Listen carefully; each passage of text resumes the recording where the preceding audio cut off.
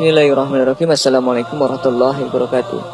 Dalam suatu hadis Rasulullah Shallallahu Alaihi Wasallam sempat memberitahu bahwa tak sedikit penghuni neraka adalah wanita. Bukan berarti para pria bisa tenang begitu saja. Sungguh ada golongan pria yang harus menderita di neraka sebab melalaikan tanggung jawabnya terhadap wanita.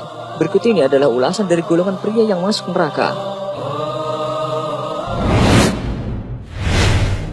Ayah durhaka.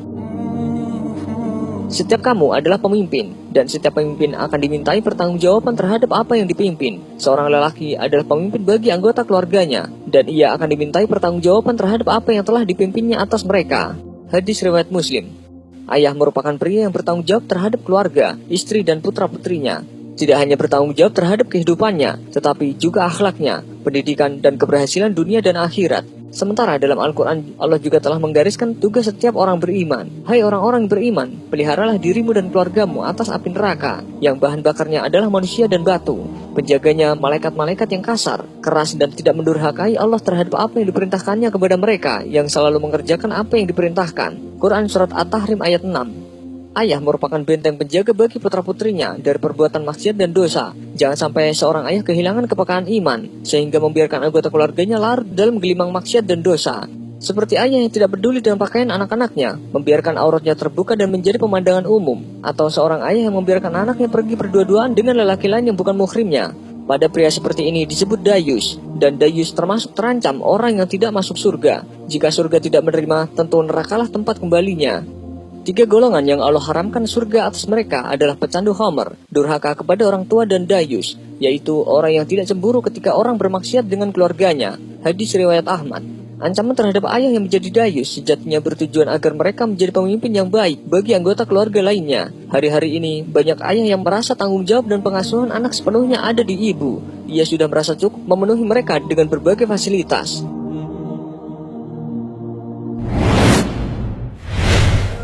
Suami yang zalim. Golongan kedua yang akan menjadi penghuni neraka yaitu suami yang durhaka dan zalim kepada istrinya. Istri merupakan amanah yang dititipkan walinya kepada seorang pria yang bernama suami. Wali wanita itu tentu mau melepaskan anak atau saudara mereka karena mereka yakin suaminya dapat menjaga anak dan saudaranya mereka dengan baik. Pesan berbuat baik kepada wanita bukan saja harapan setiap wali, tetapi perintah yang jelas ditegaskan oleh Allah dan Rasulnya dalam kitab dan sunnah. Dan bergaulah dengan mereka secara baik. Kemudian bila kamu menyukai mereka, maka bersabarlah, karena mungkin kamu tidak menyukai sesuatu, padahal Allah menjadikan kepadanya kebaikan yang banyak. Quran Surat An-Nisa ayat 19. Termasuk dalam hal baik, yaitu baik dalam bertutur kata, baik memperlakukannya tidak bermuka masam ketika bertemu. Begitu juga baik dalam nafkah. Bergaul dengan baik berarti juga kesamaan dan kesetaraan. Artinya suami akan mendapat perlakuan baik dari istri ketika suami memperlakukan istrinya dengan baik. Bahkan suami diminta bersabar, menerima kekurangan dari istrinya, juga ketika istri tidak melaksanakan kewajibannya dengan maksimal. Janganlah suami yang beriman membenci istri yang beriman. Jika dia tidak menyukai suatu akhlak darinya, dia pasti menyukai akhlak lain darinya. Hadis riwayat Muslim. Sebagian ahli fikih mengatakan, tempat tinggal untuk istri haruslah khusus untuk istri tersebut, tidak boleh bercampur dengan keluarga lainnya. Dan jika istri berasal dari kalangan berada yang biasa dilayani dengan pembantu, maka haknya juga untuk mendapatkan pembantu yang disediakan oleh sang suami.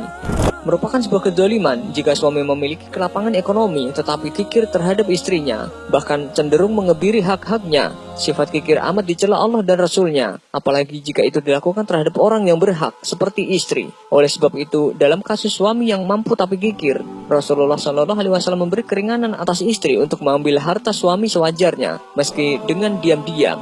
Hal ini tidak dianggap pencurian, karena ia memiliki hak pada harta suaminya. Tidaklah seorang hamba dibebankan tanggung jawab untuk kemudian dia abai, melainkan dia tidak mencium aroma surga. Hadis riwayat Bukhari. Saudara laki-laki yang tidak bertanggung jawab. Golongan laki-laki yang tidak masuk surga adalah saudara laki-laki, sebab jika ayahnya telah tiada, tanggung jawab menjaga seorang wanita adalah saudara lelakinya, termasuk dalam hal ini adalah paman. Saudara laki-laki memiliki kewajiban yang melekat terhadap saudara-saudara perempuannya, mulai dari mendidik, menyayangi, melindungi, dan membela mereka. Jika ayah telah wafat, maka saudara laki-laki berperan sebagai pengganti ayah, wajib memberikan nafkah kepada saudara yang perempuan yang belum menikah, atau yang menjanda jika mereka tidak mampu.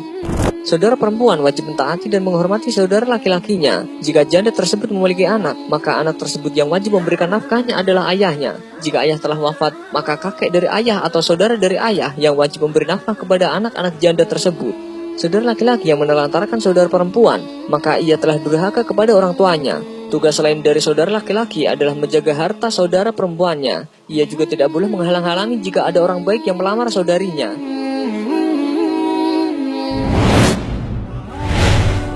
Anak laki-laki yang tak memelihara orang tuanya. Seorang laki-laki datang kepada Rasulullah lalu bertanya, "Wahai Rasulullah, siapakah orang yang paling berhak aku pergauli dengan sebaik-baiknya?" Sabdanya, "Ibumu." Lalu ia bertanya, "Kemudian siapa?" Rasulullah menjawab, "Ibumu." "Kemudian siapa lagi?" Rasulullah menjawab lagi, "Ibumu." "Kemudian siapa lagi?" Rasulullah pun menjawab, "Barulah ayahmu." Hadis riwayat Muslim. Secara khusus, Islam menekankan hak ibunda terhadap anak laki-laki kandungnya. Mengapa terhadap anak perempuan kandungnya tidak? Sebab seusai anak perempuan menikah, ia lebih berkeharusan mentaati suaminya dibanding ibunya. Sedangkan anak laki-laki walau telah menikah, tak mengurangi keharusannya untuk mengabdi terhadap orang tuanya, serta mengabdi terhadap ibu lebih didahulukan daripada terhadap istrinya. Jadi, pengorbanan anak laki-laki terhadap ibu kandungnya tak putus, tetapi pengorbanan anak perempuan lebih mutlak terhadap suaminya. Oleh sebab itu, anak laki-laki lebih terbelit terhadap ibunya dibanding anak perempuan. Laki-laki harus menafkahi istri serta anaknya, serta juga harus memperhatikan hidup ibu kandungnya.